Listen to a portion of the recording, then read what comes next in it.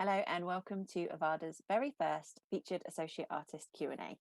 I'm Lisa Bates and I had the total pleasure of sitting down for a chat with artist Juliet Bankes.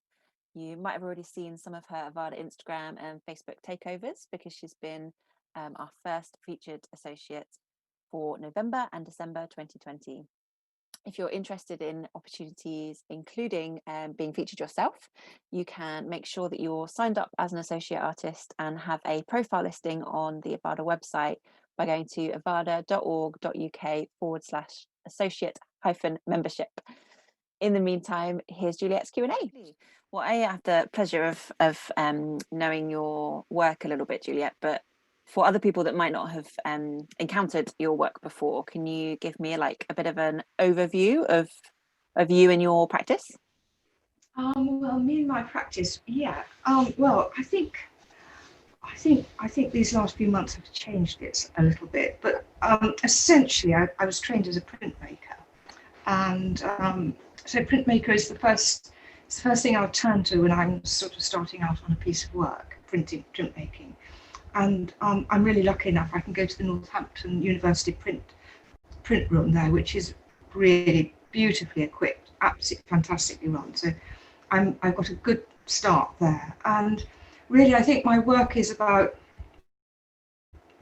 I think it's probably about memory, and I use a camera and print a lot. And within that, I walk a lot, so a lot of it comes from outside in. And what I've found is that recently I've been walking in the same place time and time again. And I think some comment on one of the Instagram things was saying something, this feels a bit haunted. And I realised that actually I was sort of haunting a place. So that's what it's been like this last few weeks, in fact, sort of, yes. Brilliant, thank you. Now, obviously, we're recording this at the end of a historic year. I'll be honest. We're meeting virtually, so I'm wearing pajama bottoms, and obviously, COVID's had a really big impact on the arts and lots of artists. You know, some artists have lost work, others have found that it's given them more time to be creative, and some people have kind of come to art and making for the first time and have found it a real kind of resource. But how, if and how has it kind of impacted on your practice this year? Well, I think in March, when lockdown happened, I was very, very aware that my mother, who's in a residential home, was going to be asked to stay in her room all the time. And so I think my focus on that part of it was isolation, about this terrible, terrible feeling. And, you know, she could only talk to people either if they rang her up or if they came into her room, and they stood there in sort of masks and aprons or PPE as it's called. And so I thought a lot about isolation and how it affects people. And I think I was actually quite introspective about it all, in a way. And so in some ways I sort of forgot about what was happening in the outside world. I sort of went inwards rather than looking outwards, which probably is not a great thing to do. And so it changed it. I started putting borders around my work. I started making work in a slightly different way, and I found that I was combining transfer printing with relief printing, and so all my images had these sort of dark borders around them, and it was as though somebody was looking out a window or was all alone. So that was one of the things that changed my practice. But what I'm looking forward to is next year, when things are going to change, I think. So yes, I think that's how my practice changed, I think. But yeah. Sure, thank you. And has it changed the materials that you use at all? Or you've talked a little bit about kind of the format and content, but has the materials. I did, when I was by the river, I did sometimes collect mud, and I make these little thimble-like pots. I don't know if you can see them actually, out of mud. I mean, they're really, I love them. They're enchanting, and they're so basic, but they feel like so. So I have been doing that. They're not fire, but they feel very tough. And also, my mum, when she went in, she gave me a lot of wool. So I've been knitting, re-knitting, and also redoing. So I quite like to keep my fingers busy when I'm sitting down. So yes, so it has changed a bit. Yeah, but I've always been a bit of a maker, haven't I? I've always been a little bit of a maker. I think it's slightly from that point of view, the making bit, I'm a jack of all trades, master of none. But with the printmaking, I'm quite confident about how to set about it. So yeah, so there's been a lot of experimenting, yes. Brilliant. Oh, it's really nice to hear a bit more about what you're working on at the moment, having seen some of those really lovely images that you've been posting. But so you mentioned kind of a bit of the outdoors. Do you have any particular spaces that you make work? Do you have a studio, or where do you tend to make your work? Well, I've got this room which I'm sitting in here, which is lovely. It's very messy. And then, yeah, I sometimes fancy that I might have been one of those people that sort of make work out of sticks outside, you know, what do you call it, land art. But I'm not a land artist. But I quite like the idea of land art. So I do go and sit by the river quite a lot. And I think so. And then I've got this just downstairs here. I've got a small press in quite a cramped space, but I can use it. Yeah, so that's mostly where I work. Yeah, I'd like a bigger studio actually, Lisa. I'm very envious of your studio in OVADA. I imagine it's quite cold, isn't it? A little bit. So you mentioned Northampton, the print studio there. What's your relationship to that, and do you have any other kind of work commitments outside of your own personal practice? Well, so they give out these sort of fellowship residential type things every year, and so when you go there, you sometimes give a workshop in your sort of area of expertise, and that when the students come in and they can't do something, then you set about helping them and you chat to them, and you know, it's just lovely to be there, and it's very, very well run. And during this time, I have to say that Jane, who runs it, kept it open. You know, we had to wear masks.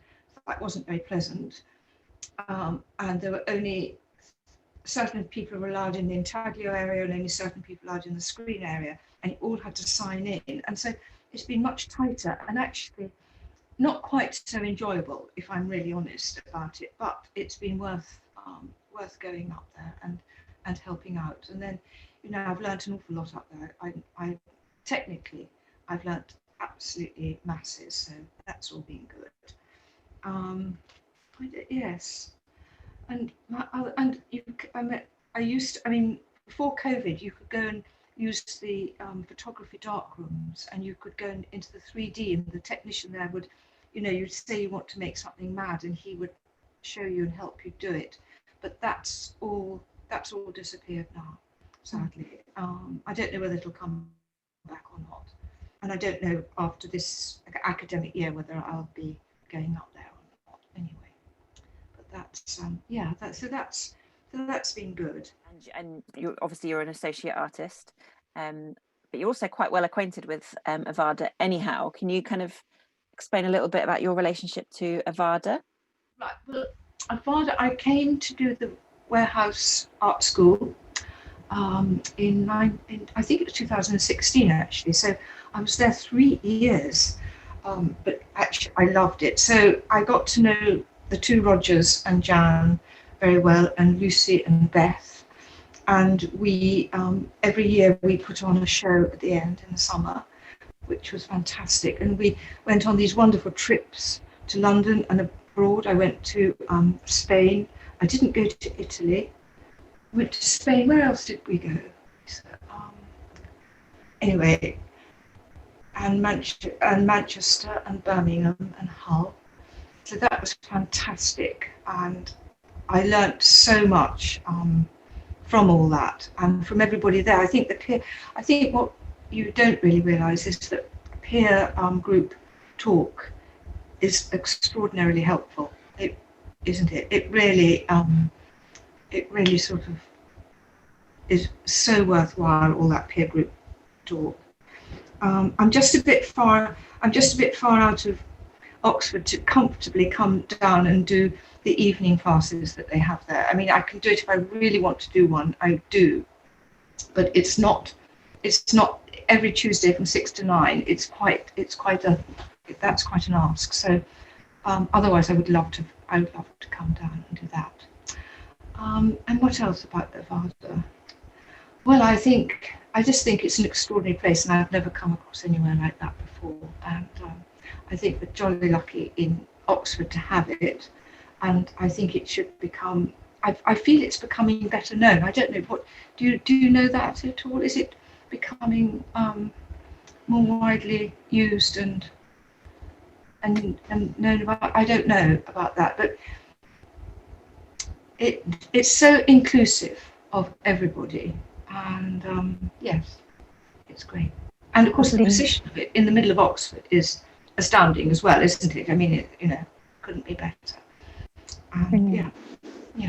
And now that you had 3 years at Warehouse Art School at OVADA. Now that you've moved on from there, yes. what do you feel you gain from your associate membership? Is there anything in particular you value about that? I sort of I watch what's going on, from on the website. I do watch that. The website is better now. It's improved. And I watch out for opportunities. And yes, that's interesting. Well, I think I just want to come to see all the previews and private views that they have, and all the exhibitions that they have on, and some of the talks. I asked Roger if I could go to some of the WAS talks, but of course they've all been stopped this year. Well, this term, so that hasn't been so good. But yes, those, and I think the other thing I learned a lot from OVADA was we had to give a talk. We had to listen to artist talks, which were fantastic, and also I think what they do was they don't choose sort of astoundingly well-known artists, but some of them are very well established, and to understand that, and some of them are less established. And it's really quite interesting listening to the less established artists about how they're setting about their practice and everything. I think that was very interesting. On the whole, I think it's a terrific place. I really do, yeah. Oh, and then kind of thinking a bit more widely about Oxford and Oxfordshire, what are your thoughts on the kind of general arts scene in Oxford and Oxfordshire? It's a difficult one. It's a good question. It's a difficult one. So for the big places, you've got Mao and the Ashmolean, and then just north of here, they've got Compton Verney, which is also another fabulous venue. I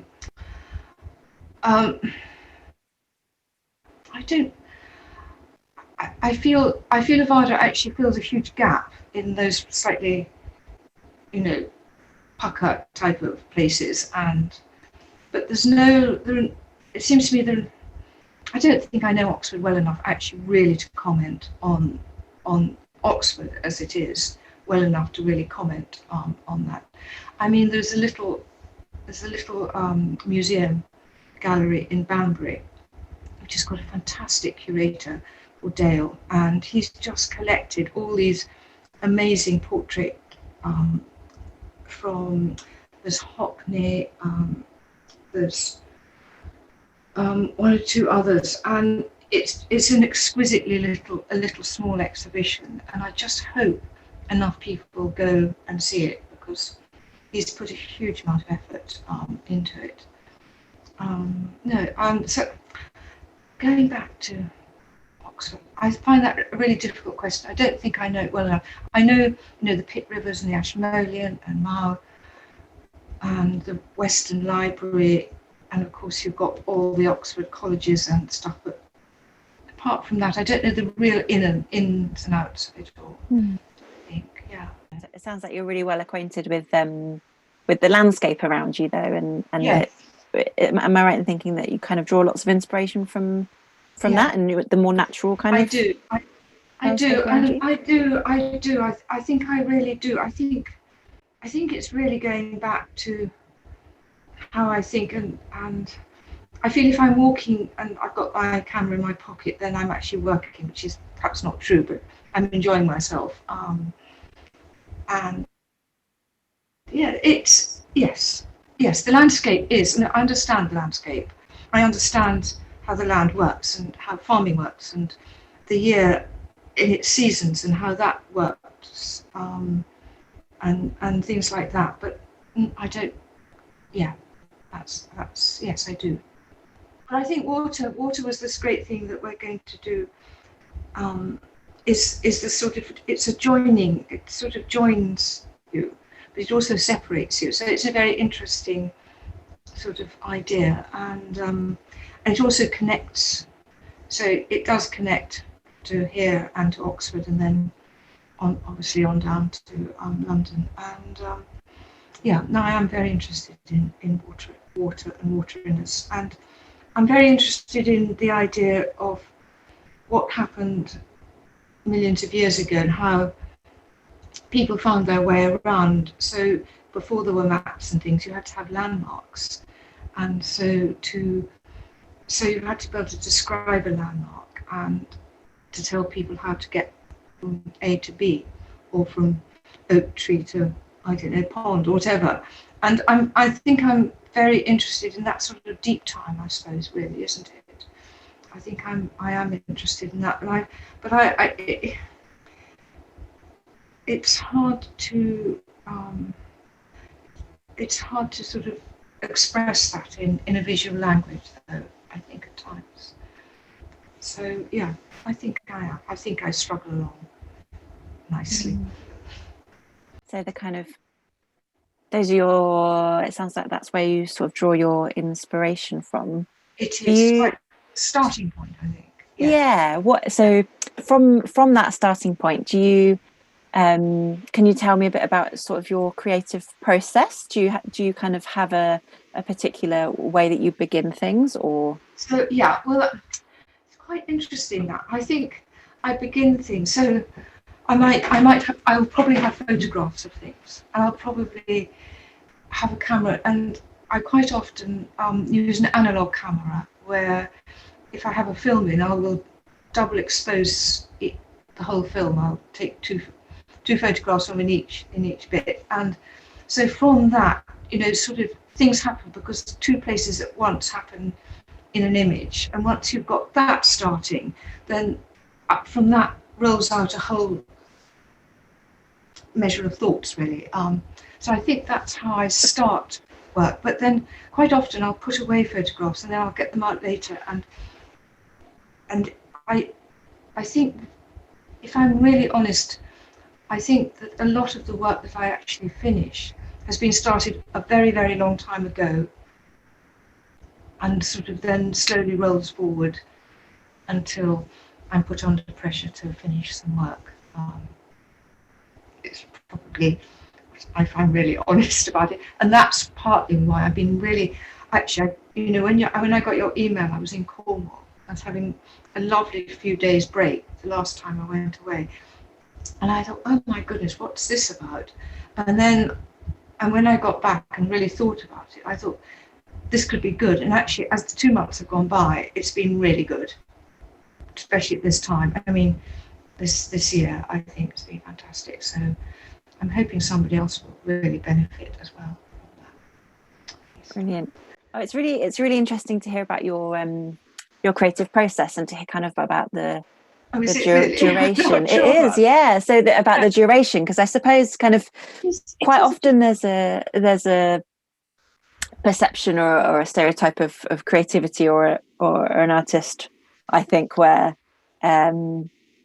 you have an idea and then it all happens very quickly, and it's kind of that furiously busy artist and producing lots of work sometimes, and sometimes I feel a bit pressured by that sort of perception. I'm not maybe it's just my perception rather than anybody else's, but so it's really interesting to hear that things kind of take a bit more time.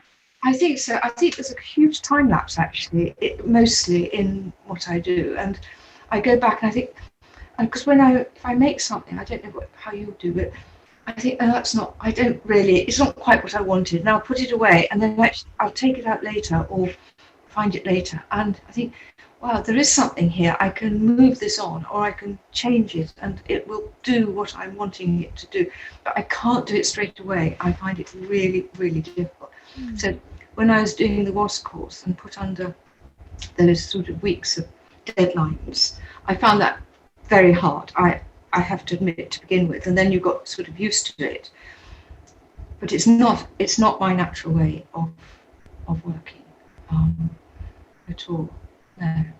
What do you think the benefit for you is of having that time from sort of start to finish? What's the benefit of that length of time, you think? Benefit? I don't know about a benefit. I think the benefit is I'm lucky enough to have the time to do it, I think. And I think things mature slowly and probably maybe slightly better than if I'd just, done it quickly. Rather like when I did your postcards. I knew I sort of made a quick line note card and then printed them, and that was fine. But if I'd had more time, I would have been so much more thoughtful, and you know how it is. Yeah. Thinking about your practice and making more in a more general way, what do you think having your practice and making gives you? It probably gives me a lot more than it gives anybody else. I think it's a sort of release. I don't know, but I have to make. It's just something that I just have to do. Things happen, Yeah, I mean, one of the questions that you asked was, what is the benefit to society about art? And actually what you realise is the benefit is it's a sort of, it's a stress buster up to a point, isn't it? I mean, when you're really, really involved in what you're doing, you forget about everything outside. You've got perhaps that hour or two where your whole focus is on this one thing you're trying to do. And so you then forget about all the other little life involving problems that are there, and so that happens. And so it actually sounds, and I think sometimes it's really selfish. I just wonder sometimes if it is very selfish, but it's not, but it could be. Sometimes I think, I don't know what I think. Although we have this kind of big collective experience of COVID and all the kind of wild things that have been happening as a result, I think in creative terms, I think it's been really personal and it's really varied for everybody. I think it is very, actually, it'll become quite an interesting cultural memory, won't it? I mean, way down in 5-10 years' time, when people look back, and it'll be interesting to see what people remember of it and how they were. Yes.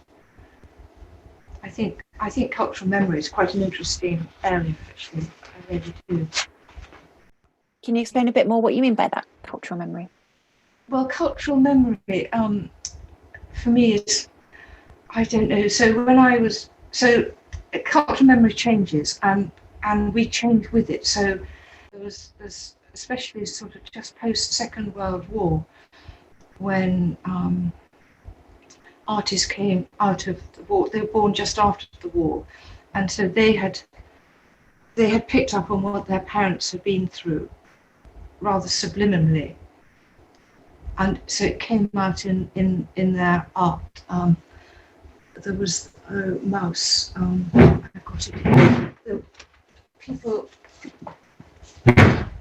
like Art Spiegelman. I don't know if you know about things like that, but it affects you inside. You don't really realise what you've absorbed and which will come out, and that's a different type of memory. But there are all different types of memory. There's collective memory too, and cultural memory. Yes, memory on the whole. But yeah, I think I'm very interested in that, and I think part of it is the landscape holds all these memories that you don't know about or see, and that is, I think that's very interesting as well. So yeah. So on the flip side, so kind of speaking about memory and now looking forwards, what are your hopes for your practice moving forward into? We're obviously recording this at the end of 2020. What are your hopes for 2021 for your practice? My practice 2021. Well, I'm hoping that we're going to have a really good exhibition in Banbury. Hoping that's going to be good. So that'll be something completely different to work towards, which will be great. I don't know. I will carry on printmaking. I don't. So specifically, I don't know. I quite like not knowing what's going to happen. I quite like to feel fluid about it. If I was going to dream, I'd love to do a residency in Norway. That is a pipe dream, but that's what I would love to do. If you really want to know, I'd love to do a residency in Norway. I have a Norwegian grandmother who I never met, and I just always am drawn. Anything Norwegian or Scandinavian, I'm completely drawn to in a slightly ghost-like way, and so I think I'd like to do that. That's my my hope. Yeah, I don't know. If that's satisfactory, really. I've got a very nice friend at Northampton who's going to do a PhD, and I did have a moment of thinking, would I like to do a PhD? And then the thought of having to write a lot. Thought, no, perhaps I don't. Perhaps I don't want to do a PhD. I don't know. Do you write in your practice? Do you keep a sketchbook or notes or things like that, or does it tend to come out very visually? I don't do a blog or anything like that. I don't really like my writing, so I don't like my photographs of myself. I don't like the way I write. I don't know. I've got a brother who writes beautifully and a nephew who writes beautifully, and I just think my writing's so clumsy. I don't think that I like it really. So I draw and I make notes, and I stick things in, and I lose things, and generally have lots of bits of paper. Yeah, and I like to, if I'm really honest, I think I like to fill drawers with prints and bits of paper, and then I like to go through them and think about them. And so it all goes back to this long expanse and lapse of time work, I think. Yeah. Do you keep a blog? Do you keep a blog, Lisa? I don't actually, no. Maybe I feel like that would be a good thing to kind of look back on, and with these featured associate artists, yes, that are going to be happening every 2 months for OVADA. That's going to be collated as a blog, and I think that's kind of made me realise that's a really nice way to sort of document. I mean, I know some people love it, and it's all part of what they do. And actually, when I was at Camberwell, we had to do that, and it didn't come naturally at all. It was just I found it very, very hard work to do that. So that's it. So sketchbooks and drawers. Sketchbooks that sounds good. I think drawers, yeah. And sketchbooks. Yes, I love a sketchbook. Yes. Mm. So Juliet, if we're interested in seeing your artwork and maybe some of the things that you've in your sketchbook or in your printmaking drawers, where can we see your work online, or where can we go to see it?